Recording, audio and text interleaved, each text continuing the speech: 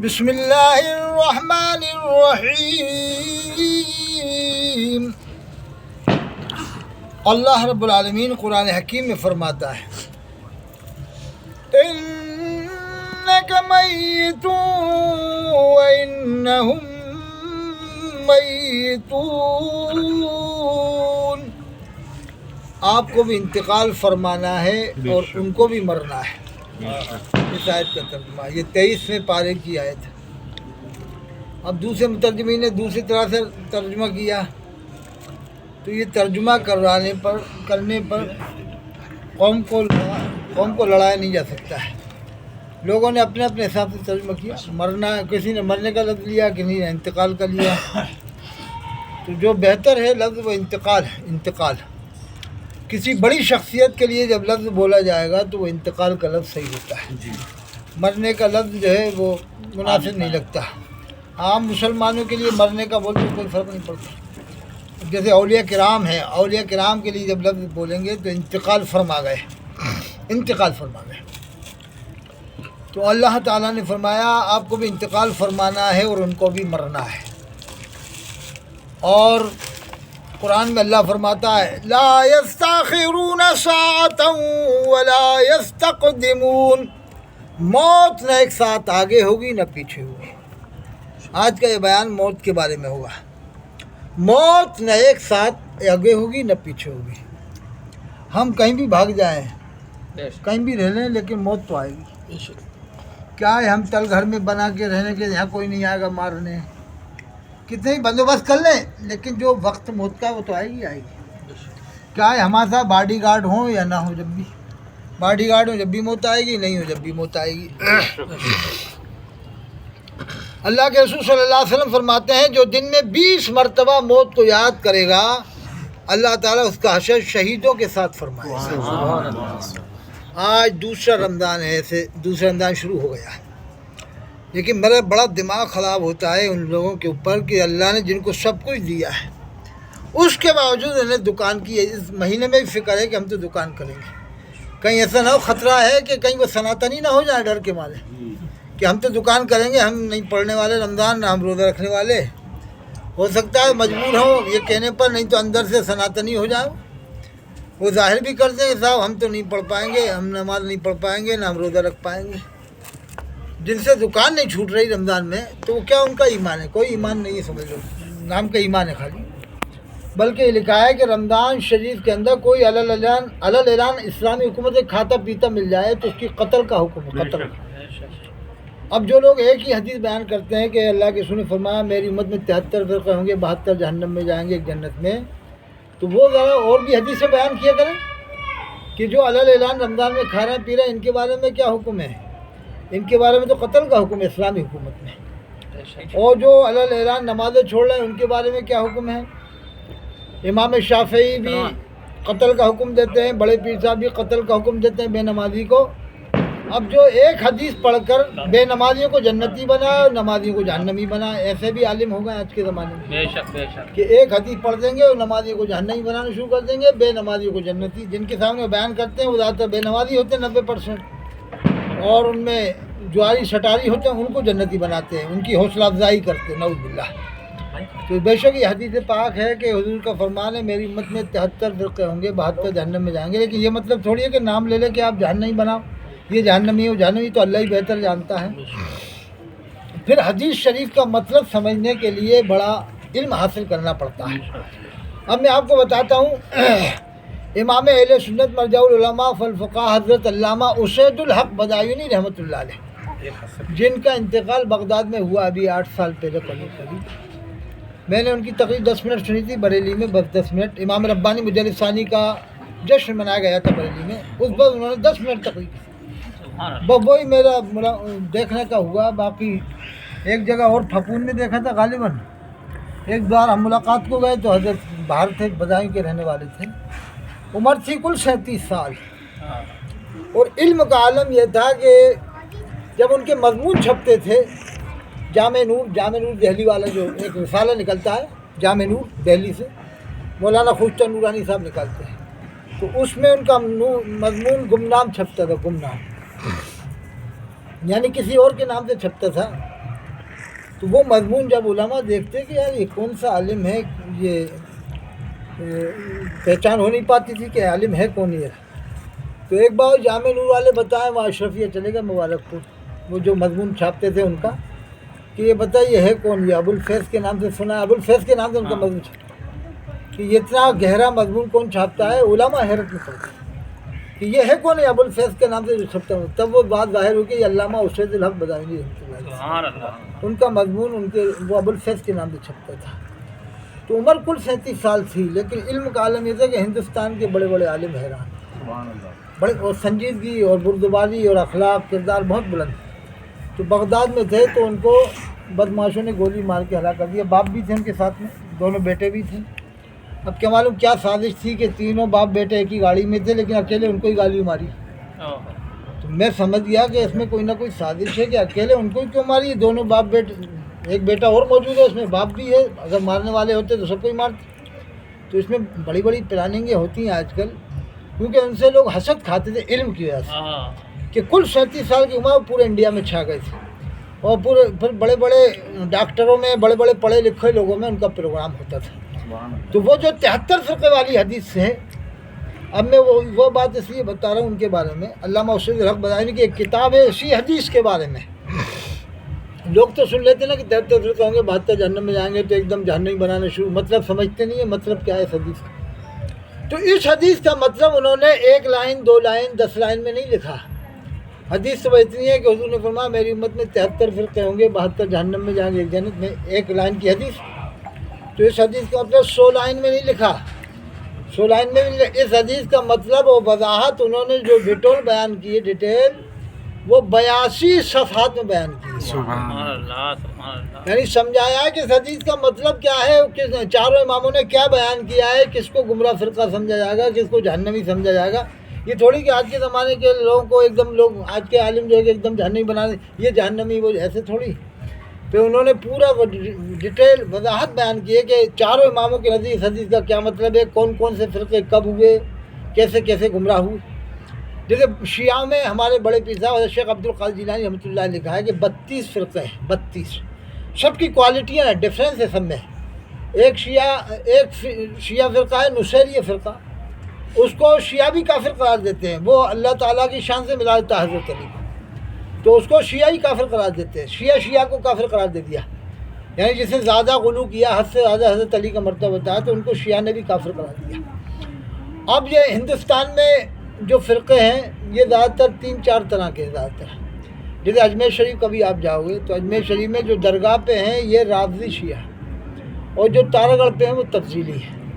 وہ حضرت علی کو زیادہ بڑھاوا دیتے ہیں جو تارا گڑھ پہ ہیں، اور درگاہ پہ بھی ہیں. لیکن درگاہ پہ عموماً جو ہیں وہ شیعہ وہ بند رہتے ہیں، بند، اس لیے کہ عام طور سے سنی لوگ مزار پہ جاتے ہیں حاضری دینے کے لیے اکثر. تو تینوں مسجدوں میں وہ اس بات کا خیال رکھتے ہیں، وہاں کے شیعوں میں شرافت ہے. اجمیر شریف کے جو خدام شیعہ ہیں، لیکن شرافت ان میں ہے. شرافت یہ ہے کہ جو اکبری مسجد ہے، سندلی مسجد ہے، اور جو شاہجہانی مسجد ہے، تینوں میں امام شیعہ حضرات نے سنی کو ہی رکھا ہے. وہ چاہتے تو ایک آدھ مسجد میں اپنا امام بھی رکھ سکتے تھے، لڑ جھگڑ کے رکھ سکتے، ان کے پاس پاور ہے، پولیس ان کے پاس ہے. وہ پورے کم بیش 7,000 5,000 تو مجاور ہی ہیں، وہ پورا ان کا وہ ہے پریوار ہے. لیکن یہ ان کی میں بتاتا ہوں شرافت ہے کہ انہوں نے تینوں مسجدوں میں سنی امام رکھا ہے، جس میں سنی امام تراویح پڑھاتا ہے، سنی جو ہے کہ نماز پڑھاتا ہے، اور وہی خطبہ پڑھتے ہیں جیسے کوٹہ میں پڑھا جاتا ہے. حضرت ابوبکر کا نام آتا ہے، حضرت عمر کا آتا ہے، حضرت عثمان کا آتا ہے، حضرت علی کا نام بھی آتا ہے. جیسے شیعوں کے بارے میں مشہور ہے نا، صحابہ کرام کو نہیں مانتے، حقیقت نہیں مانتے. لیکن ان میں 32 فرقے ہیں، ایک ہی فرقہ مانتا ہے صحابہ کرام کو، جس کو زیدی فرقہ کہا جاتا ہے.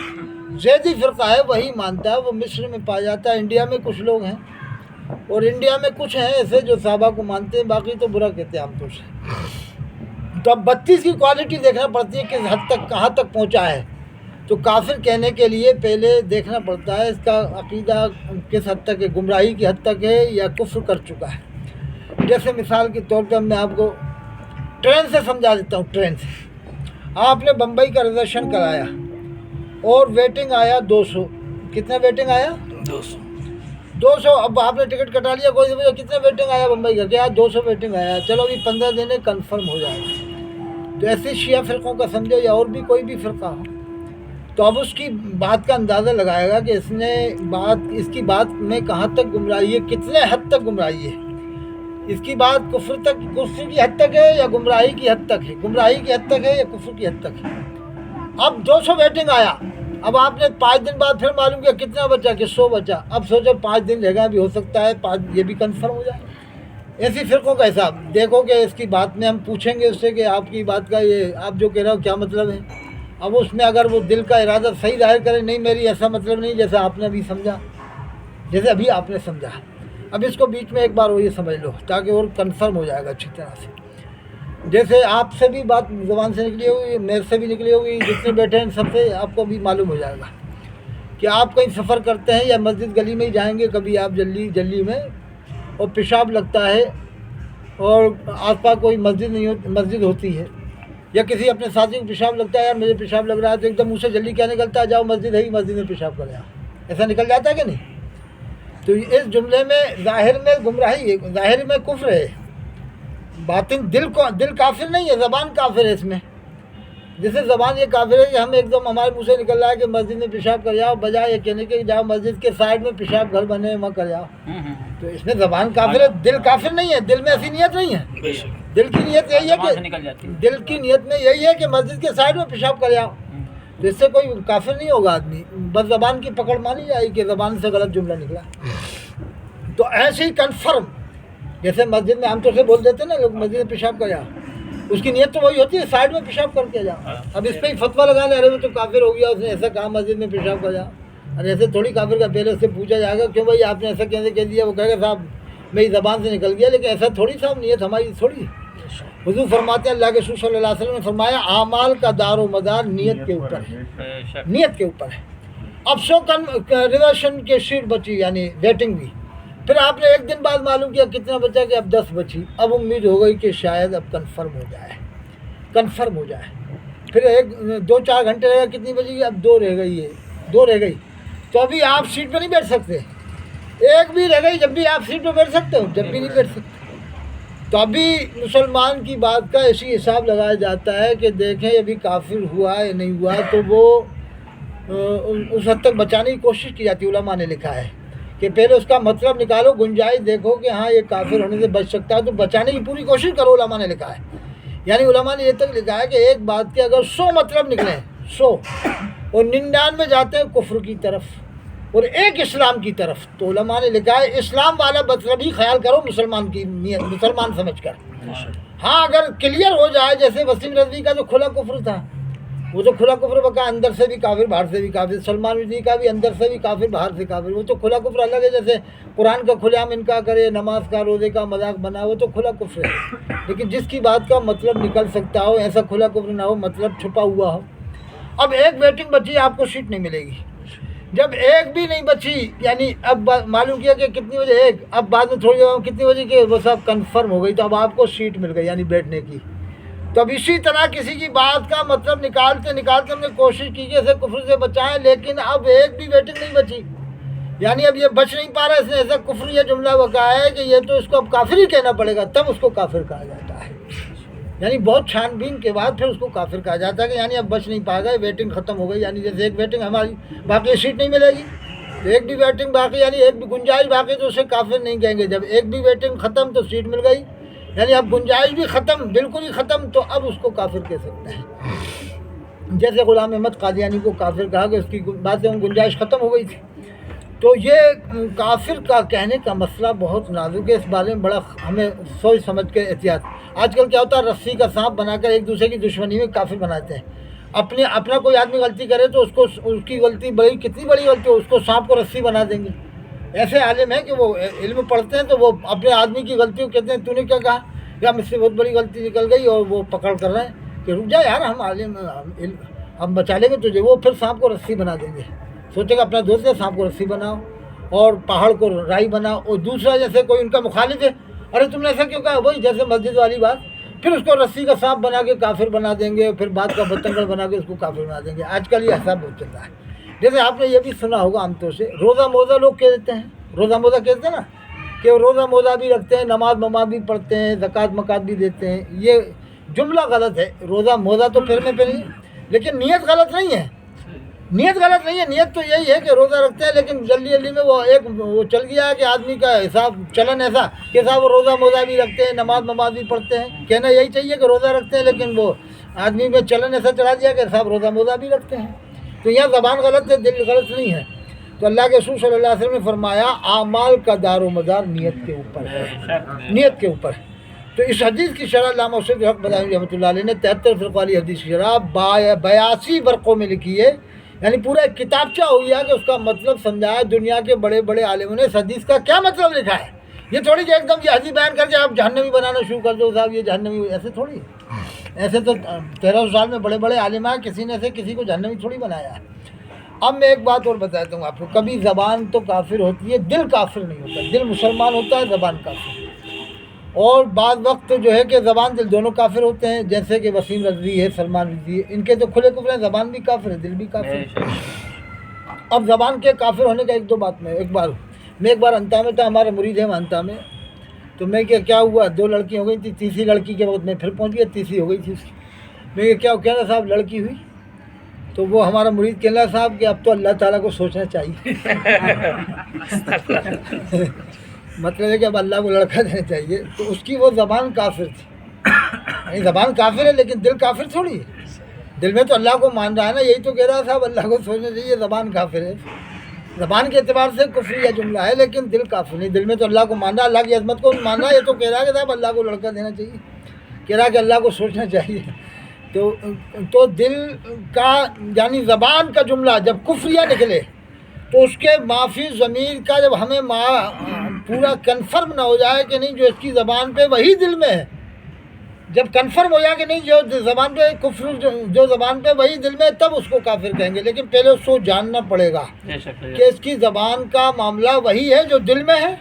ایسے ایک آدھ مثال میں اور دے دوں گا آپ کو، ذرا 1-2 منٹ موت کے بارے میں سنیں کہ اللہ کے رسول فرماتے ہیں صلی اللہ علیہ وسلم، موت کو زیادہ یاد کیا کرو، یہ لذتوں کو ختم کر دیتی ہے موت. تو موت تو پرندوں کو بھی آتی ہے، جتنے بھی اڑنے والے پرندے سب، ہر جاندار کو موت آنا ہے. وہ موت جب آئے گی تو عجیب منظر ہوتا ہے. یعنی یہ ہمارے ناخنوں میں بھی جان ہے، اس میں سے موت نکلے گی، ہڈیوں میں، یہ پورووں میں، اور آنکھوں کی روشنی ختم ہوگی جبھی روح نکلے گی، جبھی تو آنکھوں کی روشنی ختم. تو یہ روح کا معاملہ ایسا ہے کہ جب یہ روح اندر ہے تو ہمارا جسم حرکت کر رہا ہے، آنکھ دیکھ رہی ہے، کان سن رہا ہے، زبان بول رہی ہے. سارا معاملہ دار و مدار روح کا ہے.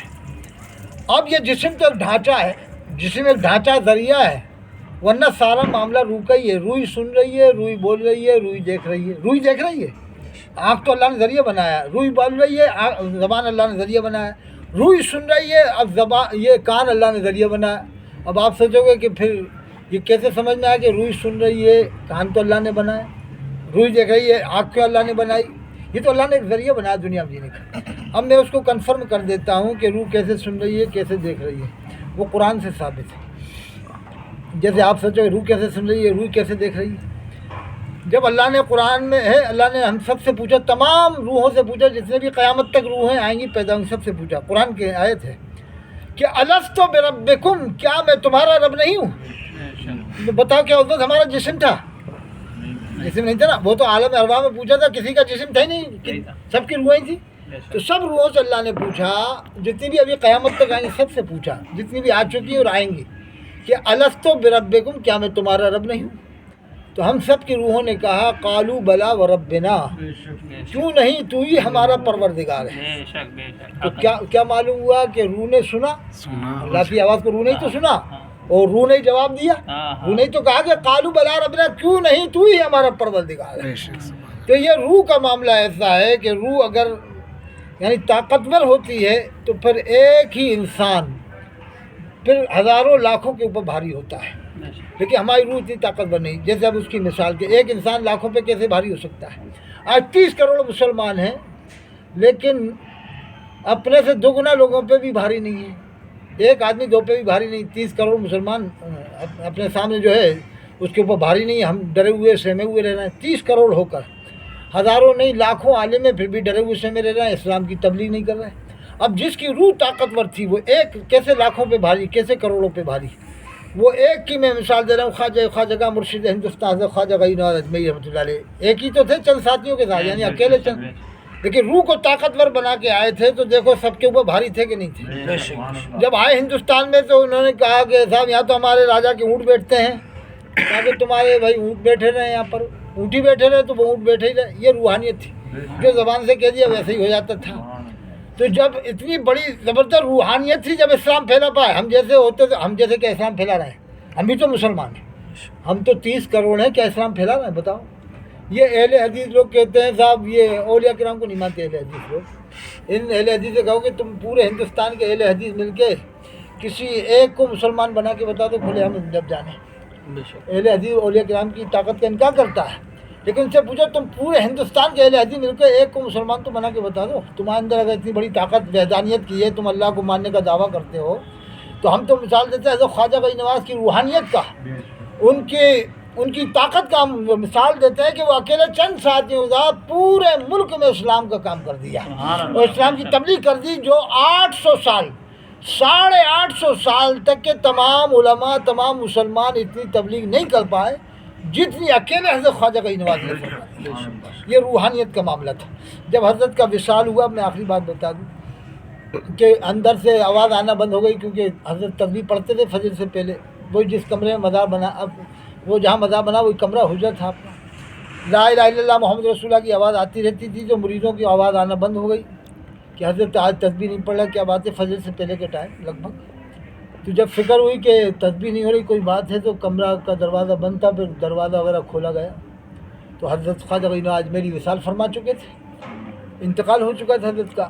تو حضرت کی پیشانی پر لکھا تھا خط نور سے, نورانی قدرت خط نور سے لکھا تھا, ھذا حبیب اللہ ماتا فی حب اللہ, یہ اللہ کے حبیب ہیں, اللہ کی محبت میں دنیا سے انتقال فرما گئے. یہ قدرتی طور سے آپ کی پیشانی پہ لکھا.